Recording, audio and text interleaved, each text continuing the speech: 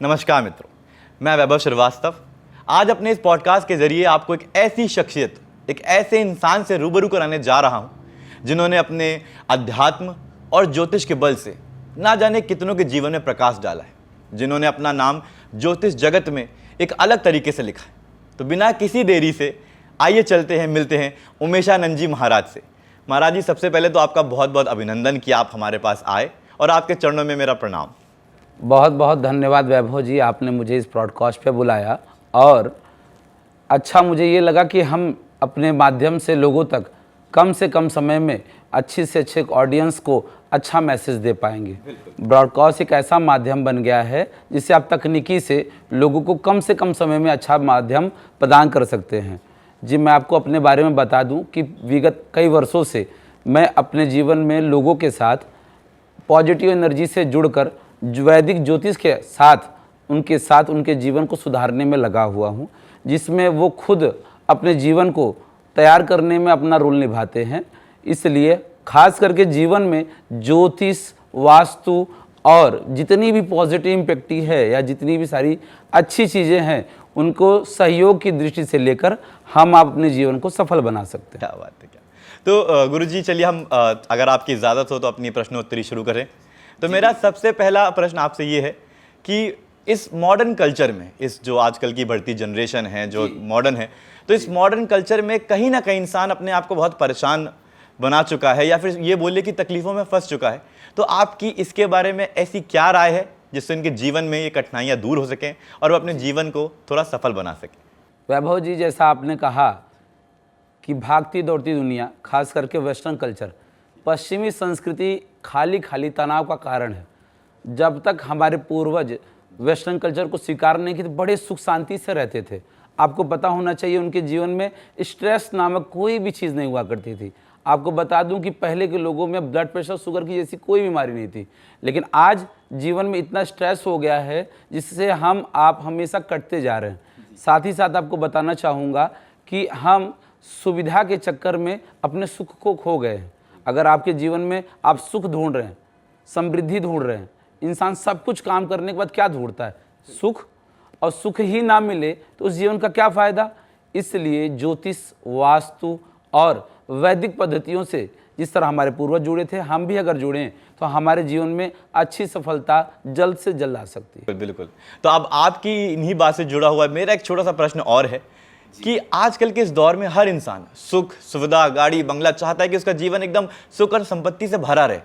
तो कुछ ऐसे उपाय ताकि उनके कुछ जो ग्रह हैं या जो चीज़ें हैं, कुछ ऐसे उपाय, घरेलू उपाय जो बड़े बड़े पूजा पाठ जो नहीं कर पाते हैं, जो लोग असफल हैं, तो आपके कुछ ऐसे कुछ चीज़ों पर प्रकाश डालें जिनसे उनके जीवन में बदलाव आए और वो सुख संपत्ति को पा सकें।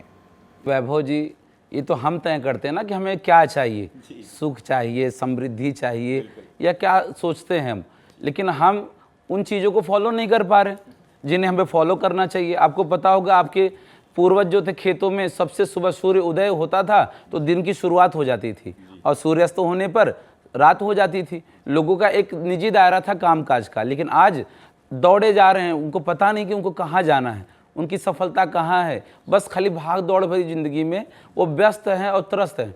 मैं आपको बता दूं कि यह शरीर पंच तत्व से बनी हुई है। इन पंच तत्व को हम कनेक्ट नहीं कर पा रहे हैं, और अगर हम अपने पंच तत्व को कनेक्ट कर लेना तो हमारे सारे के सारे ग्रह हमारे जीवन बड़े आसानी से सुंदर प्रभाव देने लगेंगे। जैसे मैं आपको बता दूं, बहुत से लोग देखे होंगे बहुत लेट नाइट तक सोना और सुबह जल्दी उठ जाना। बहुत से लोगों को आपने देखा हो कि बहुत देर तक सोते हैं और दोपहर तक सो ही रह जाते हैं बिस्तर पे। आलस्य, हमारे ग्रहों में सूर्य को आलस्य को भगाने का प्रतीक माना गया है। कहते हैं ना कि सूर्य की तरह चमक रहा है व्यक्ति। तो मैं आपको बता दूं कि अगर आपके जीवन या आपकी कुंडली में सूर्य नामक कोई ग्रह है जो आपको बैड इम्पैक्ट दे रहा है, तो आपको सुबह अर्ली मॉर्निंग अपने बेड पे नहीं रहना है और बेड पे ना रह के भगवान सूर्य देव की पूजा करनी है। इससे आपके जीवन में बिना उत्साह के साथ, बिना जीवन में किसी तनाव के साथ आप अपने जीवन को सुखमय महसूस कर सकते हैं।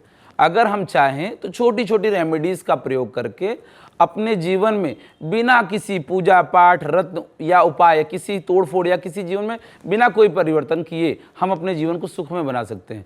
हमें सिर्फ आदत बदलने की ज़रूरत है, बाकी तो हमारा सब कुछ बदला हुआ है। अगर आपको सफल होना है तो आपको अपने शरीर के इस सृष्टि के पंच तत्वों से बिलोंग करना होगा, जिससे आपके जीवन में आसानी से सुख सुविधा आ सके। मुझे लगता है कि मेरे पहले ही सवाल में ना जाने कितनों के जीवन में प्रकाश पड़ गया होगा। तो चलिए शुरू करते हैं हमारा दूसरा सवाल। और तो गुरुजी, हमारा आपसे दूसरा प्रश्न ये है कि आजकल जो लोग हैं जो कि किराए के भाड़े के घर पे रहते हैं, बिकॉज नौकरी करने जाना है या फिर किसी कारण से बच्चा कहीं पढ़ रहा है, कहीं कुछ हो रहा है, तो जो लोग अपने स्थान पे ना रह के किसी स्थान पे जाते हैं किराए के घर पे, भाड़े के घर पे अपना जीवन बिताने के लिए, तो क्या कुछ वास्तु के ऐसे उपाय जो ज्योतिष के हिसाब से हों जिनसे उनके जीवन में थोड़ा बदलाव करने से कुछ चमत्कार हो जाए? कि वैभव जी, चमत्कार शब्द इस सृष्टि में कहीं से नहीं होना। मैंने यूं चुटकी बजाई और सब ठीक हो गया, ऐसा कुछ भी नहीं। आपको बता दूं कि अगर आप भाड़े के मकान में रह रहे हैं, आपको पता नहीं कि उस धरती पे 100 वर्ष 200 वर्ष पहले क्या था, वहाँ मकान था या कुछ और भी था, उसकी पॉजिटिव इम्पैक्ट जो था, जो पॉजिटिव जनरेशन थी या इन्वायरमेंट जिसको हम कह सकते हैं, अगर पॉजिटिव इन्वायरमेंट रही हो तो आप भाड़े के मकान में हो या खुद के मकान में, उसका कोई भी फर्क नहीं पड़ता। आपको खाली इतना ध्यान देना होता है कि अगर आप भाड़े के मकान में रह रहे हैं तो सबसे पहले घर के मकान के सबसे पहले दहलीज, दूसरा आपका किचन, तीसरा पूजा का स्थान और अंतिम में आपकी कुल देवी की प्रसन्नता ही आपके जीवन में, आपके घर में सुख शांति ला सकती है। मुझे लगता है कि इसका भी आपको जवाब मिल ही गया होगा। तो अब हमारा आपसे तीसरा प्रश्न है आपसे, वो ये है कि ये जो करियर के पीछे जो लोग आजकल की भागा दौड़ी कर रहे हैं, मतलब निरंतर प्रयास कर रहे हैं और जो जिस करियर पे पहुंचना चाहते हैं उसके लिए कड़ी मेहनत कर रहे हैं, लेकिन ना जाने क्यों सफलता को पा नहीं पा रहे और निराश हताश होकर बैठ जाते हैं, तो क्या कुछ ऐसा ज्योतिष में है जिससे वो अपने करियर को सफल बना सके और अपने जीवन को एक दिशा दे सके? देखिए, मैं आपको बता दूं वैभव जी, इस जीवन में ना हम और हमारा जीवन, इसको दूसरा कोई नहीं माप सकता। आपके जीवन में आपको क्या पाना है ये आपको तय करना होता है। हम क्या करते हैं, पंडितों के पास जाकर, ज्योतिषों के पास जाकर, बाबाओं के पास जाकर तरह तरह के रेमेडीज़ ढूंढते हैं जिससे बिना कोई मेहनत किए कंफर्ट जोन में रहकर हम आसानी से कुछ पा जाएं। मैं आपको सीधा सीधा बता देता हूँ, कंफर्ट जोन में रहकर आप कभी सफल नहीं हो सकते। अगर आप सूर्य की दिशा में बढ़ना चाहे, किसी ने आपको सलाह दे दी कि आपका सूर्य खराब है, तो अगर आप अर्ली राइजर्स नहीं होंगे, जल्दी उठेंगे नहीं, अपनी चीज़ों को मोमेंट नहीं करेंगे और अपने जीवन में आगे नहीं बढ़ेंगे, तो कोई भी रत्न, कोई भी पूजा आपके जीवन को सफल नहीं बना सकती।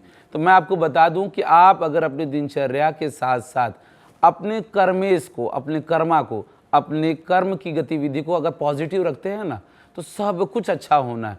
आपका जवाब आपके हृदय में है, आपसे अच्छा आपको कोई नहीं जा सकता। मैं आपको बता दूं, अगर आपको लगता है कि आपको अपने अंदर सुधार करना चाहिए, आप खुद के एक ज्योतिषी बन सकते हैं। हाँ, आपको एक मार्गदर्शक की ज़रूरत होती है, गाइडर की ज़रूरत होती है, लेकिन कुछ समय तक आपको उनको फॉलो करना होता है। आप कभी किसी पंडित जी के पास जाते हैं, पंडित जी कहते हैं सुबह जल्दी उठना है, कुछ बता दीजिए, पंडित जी बता देंगे आपको कि जल्दी उठ जाइए, आप ये पूजा करिए, हो जाना है। फिर आप क्या कहते हैं, आप विकल्प ढूंढते हैं। अगर आप जीवन में विकल्प ढूंढते कि नहीं, सुबह तो उठ नहीं पाता और रात को ऑफिस से बहुत देर आता हूँ, तो उसका कोई विकल्प नहीं। आप चाहे जितने रत्न कर लीजिए, पंडित जी से कोई पूजा करा लीजिए, ग्रह तभी आपका फेवर करेंगे जब आप उनके प्रति समर्पित होंगे। तो मैं एक ही साथ सबको कहना चाहूँगा कि आप अपने कर्म को प्रायोरिटी देते हुए संस्कृत और प्रकृति से जोड़ने का प्रयास करें। प्रकृति से जुड़े हुए सारी इन्वायरमेंट आपके जीवन को सफल बना सकते हैं। तो जी, हम अपनी इस प्रश्नोत्तरी को और आगे बढ़ाते हैं।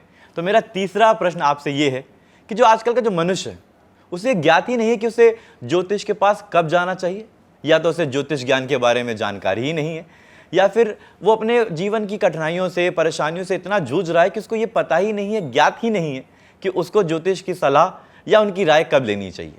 तो इस पर थोड़ा प्लीज़ प्रकाश डालिए। बहुत अच्छा वैभव जी, आपने बहुत ही सुंदर प्रश्न पूछा। आज लोगों को पता ही नहीं है कि उनको ज्योतिष की सहायता कब लेनी चाहिए। मैं आपको बताऊं, जीवन के हर चरण में आपको ज्योतिष की सहायता लेनी चाहिए।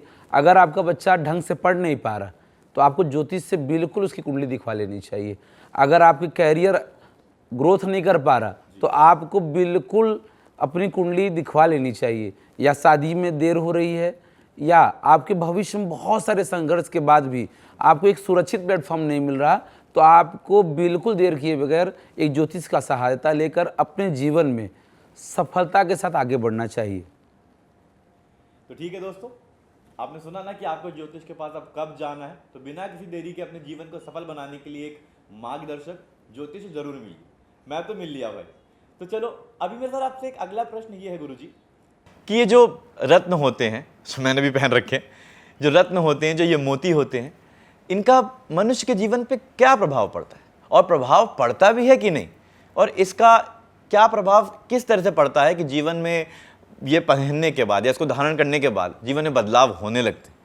तो इसके बारे में थोड़ा प्रकाश डालिए। वैभव जी, आपने बड़ी अच्छी बात कही। आपने भी रत्न पहन रखा है, मैंने भी रत्न पहन रखा है।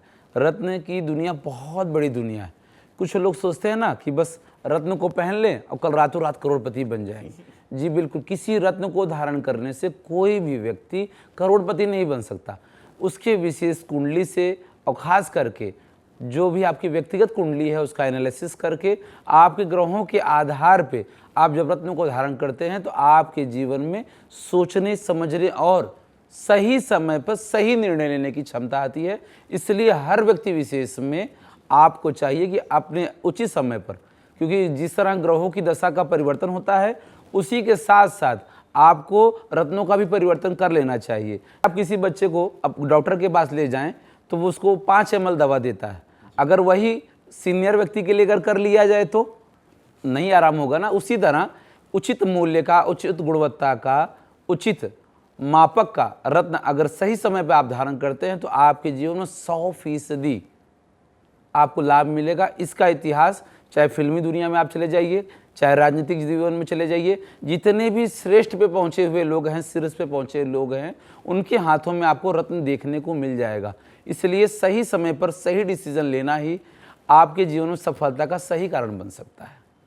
गुरुजी थोड़ा सा मुझे माफ़ करेगा, लेकिन मैं चाहता हूँ जब भी आपने बोला इस पर थोड़ा सा और प्रकाश डालिए ताकि हमारे जो दर्शक हैं वो सब समझ पाएँ कि एक पत्थर किस तरह से धारण करने पर उसके जीवन में कैसा बदलाव लाता है। बहुत अच्छा आपने वैभव जी कहा कि रत्न कैसे काम करता है। लोगों को पता है खाली रत्न पहन लेना, लेकिन रत्न पहनने से आपको लाभ नहीं मिलना। आपको रत्न के काम, वो एक्टिविटी कैसे कर रहा है वो ध्यान देना होता है। जिससे कई लोगों को मैंने देखा ना, वो गले में रत्न पहना देते हैं, उसका कोई लाभ नहीं मिलने वाला। मैं आपको सीधा सीधा बताता हूँ, ये आपकी अंगूठी है और इस अंगूठी में ये रत्न लगा हुआ है। इस रत्न को हम यहाँ से स्पर्श भी कर सकते हैं। जब सूर्य की किरणें आपके जीवन में आपके हाथों पर पड़ती है ना, तो इसका जो कलर होता है, हर रत्न का एक अपना निजी कलर होता है। उस कलर के जरिए अल्फा बीटा गामा जो शरीर की धमनियां हैं वो हमारे मस्तिष्क पे जाती हैं और मस्तिष्क ही डिसीजन लेने में काम करता है। आपको पता होगा कि सही समय पे सही लिया गया निर्णय ही आपके जीवन को बहुत दूर तक ले जा सकता है। इसलिए कभी भी आपको गले में इसको नहीं धारण करना चाहिए। खास ध्यान रखें कि अगर आप जब भी अंगूठी पहन रहे हैं तो वो आपके शरीर में स्पर्श करे। जब तक रत्न की फ्लेक्सिबिलिटी आपकी इंद्रियों के साथ और आपकी धमनियों के साथ आपके मस्तिष्क को कनेक्ट नहीं करेगी, तब तक कोई भी रत्न काम नहीं करेगा। साथ ही साथ रत्न को विशेष तौर पर वैदिक धर्म में प्राण प्रतिष्ठित अभिमंत्रित करने का काम माना गया है। मैं आपको बता दूं, आपने दुकान से उठाया और उसको धारण कर लिया, उसका कोई लॉजिक नहीं है, उसका कोई काम नहीं करना। आपको अपने गोत्र के द्वारा, जो हमारी एक सृष्टि है जिसमें वैदिक ऋषि लोगों के द्वारा सारे के सारे गोत्रावली का निर्माण किया गया है। गोत्रावली जैसे प्रैक्टिकल में आप समझ लीजिए ना, जैसे आपका एटीएम का पासवर्ड, अगर आपका एटीएम आपके हाथ में दूसरा कोई कनेक्ट करे तो नहीं कर पाएगा, उसी तरह गोत्र होता है। अगर आप सही समय पर उचित गोत्र से पंडित जी द्वारा, वैदिक ब्राह्मणों द्वारा प्राण प्रतिष्ठित करके उचित समय में अभिजीत मुहूर्त में अगर रत्न को धारण करते हैं तो वो आपके लिए बहुत इफेक्टिव होगा। आपने बहुत सारे सोनारों की दुकान में देखा, मूंगा पहन लीजिए शादी हो जाएगी। आपको पता है अगर दोबारा शादी हो गई तो आपका क्या होना। इसलिए मैं आपको साफ साफ बता दूं कि आपको वैदिक चीजों के माध्यम से ही, रत्नों के माध्यम से और उचित समय पर प्राण प्रतिष्ठा करा के उचित दिन उचित समय पर आप धारण करें तो रत्न जरूर आपको काम करेगा, ऐसा मेरा विश्वास है। गुरुजी, आपके इस जवाब से मैं तो बहुत संतुष्ट हूँ और उम्मीद करता हूँ कि हमारे दर्शक भी बहुत संतुष्टि होंगे। तो चलिए एक अगला क्वेश्चन मैं आपसे करना चाहता हूँ, एक प्रश्न पूछना चाहता हूँ कि ये अभी आपने बताया कि जब मनुष्य पैदा होता है तो उसकी कुंडली बनती है, उसकी सारी चीज़ें होती हैं। तो जब कुंडली हम किसी ज्योतिष के पास दिखाने जाते हैं तो आजकल के इस दौर में ऐसे ऐसे पंडित हैं जो जैसे कि जो दोष होते हैं, पितृ दोष हो गया, काल सर्प हो गया, इनके लिए ऐसी बड़ी पूजा बता देते हैं जो एक साधारण व्यक्ति होता है, जो मनुष्य पैसे से थोड़ा निर्बल है, वो उसको नहीं कर पाता। तो मैं आपके माध्यम से कुछ ऐसा जानना चाहता हूँ और अपने दर्शकों को बताना चाहता हूँ कुछ ऐसे रेमेडीज़ जो कम समय में और कम यूँ बोले कि कम खर्चों में कुछ ऐसा हो जाए जिससे उनके जीवन में लाभ हो और उनका जीवन सफल और सुखमय बीते। तो आज की इस प्रश्नोत्तरी के बाद मुझे ऐसा लगता है कि मेरे जीवन के साथ साथ आप सभी के जीवन में कुछ ना कुछ अच्छा बदलाव तो आने वाला है। गुरुजी, आपका बहुत बहुत अभिनंदन कि आपने अपना समय दिया और हमको इस पर जानकारी दी। बहुत बहुत धन्यवाद और सभी दर्शकों को भी मेरा बहुत सारा प्यार। नमस्कार दोस्तों।